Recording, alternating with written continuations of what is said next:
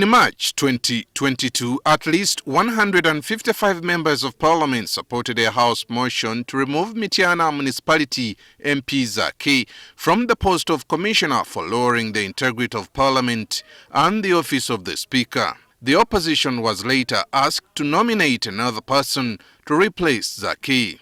3 weeks after his removal, Zaake contested his removal as commissioner in the Constitutional Court through his lawyer Arias Lukwago.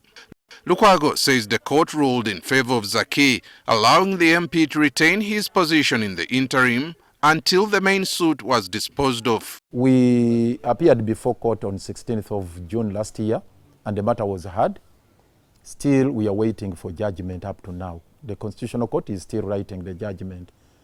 But the order that was given at that time was that the status quo remains as it obtained at that time. And that's the status quo that was preserved. So we thought that no further action was going to be taken against the Honorable Zaake until the court takes a decision on the matter. So we are taken by surprise.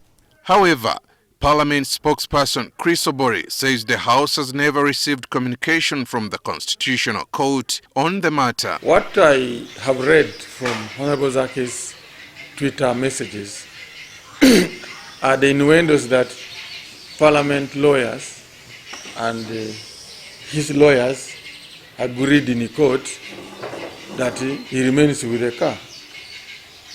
I don't think that's the correct position. Court decisions are written down. If it's an injunction, the courts issued an injunction and is served on the institution. In this case, it would have been served to clerk of Parliament.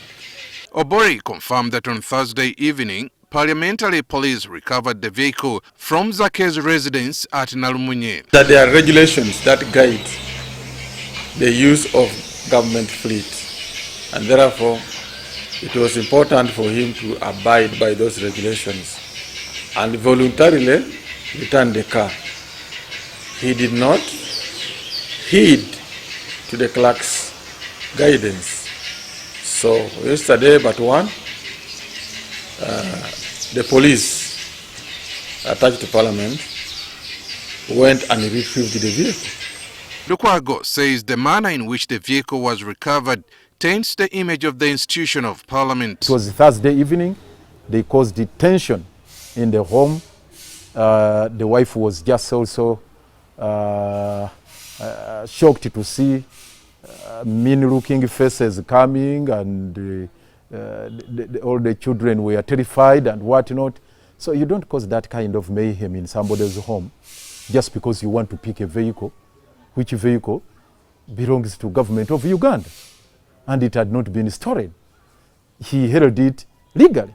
Zaake was in possession of the vehicle legally.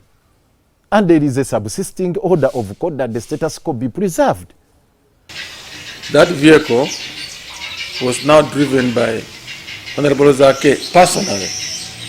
And then the regulations that those vehicles can only be driven by an official government driver, which instead of also was breach of the guidelines.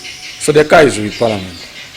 Lukwago blames the delay by the Constitution Court in disposing of the matter for the latest developments. Aaron Mukama, NTV Weekend Edition.